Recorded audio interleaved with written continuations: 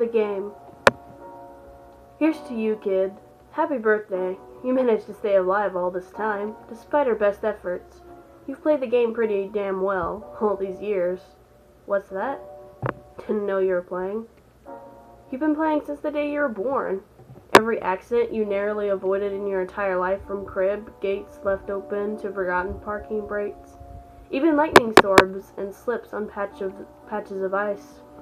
Every injury waiting to happen, every sudden fatality, was our doing. Many have already lost by the time they got to your age, and you should consider yourself lucky. Luck being your skill at playing this game. What's that? How do you win? Oh, you see, you don't, I'm afraid. We get everyone in the end. It's all a matter of time. And luck. Happy hunting.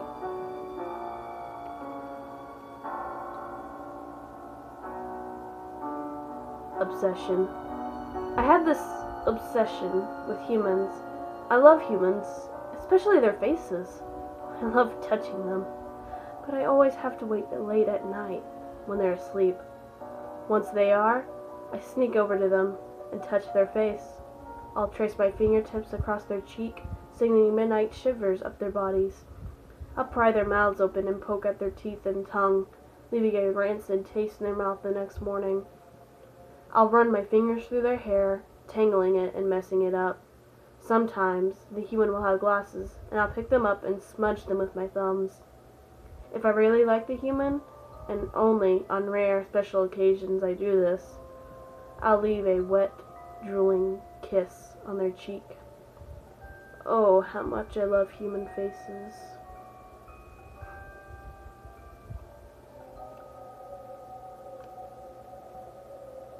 The perfect plan.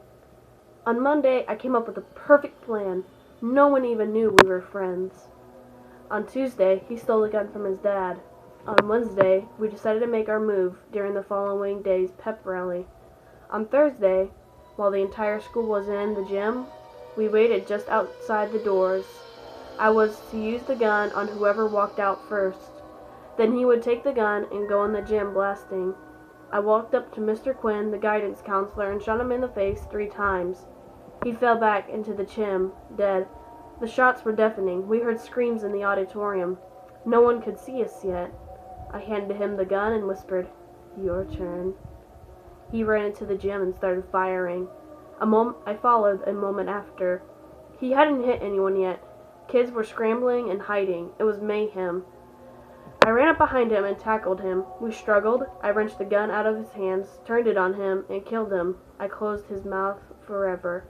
On Friday, I was anointed a hero.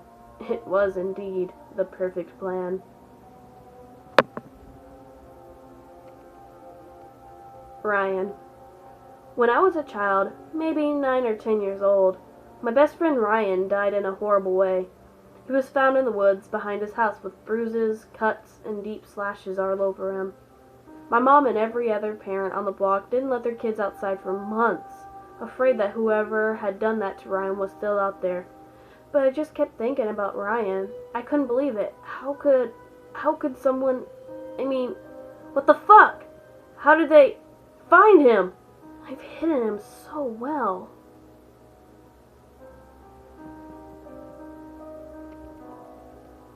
Clorox.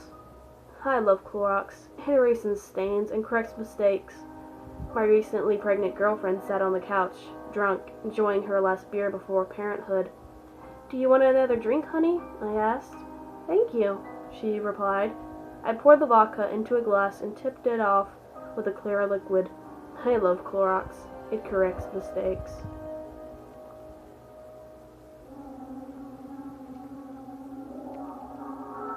OCD. I have obsessive compulsion disorder. I'm not a germaphobe or a checker. I just really hate odd numbers. It's hard to explain. I just don't feel right when I have to rectify it. I see one shoe on the floor, I have to find the other before the anxiety becomes unbearable. I buy food in pairs. I have 2 cars, even though I only use one. I was so delighted when my kids were born and I had twins. Identical ones at that. They were the light of my life, and for the longest time, I got my OCD under control. It's amazing how the love of someone you created can change the way you think about things. How silly was I to think something that arbitrary as odd numbers could ruin my life. Thank God for the miracle of my life. When my daughter Sally became sick with pneumonia, it sent me into a depression. I watched my sweet child wither away. I sat on the chair next to her bed when the nurse came along and pulled the sheet over her face. Looking at the linen just pulled over my daughter's face, my legs started jittering. A cold sweat gathered on my brow. I hate odd numbers. What do I do with the other one?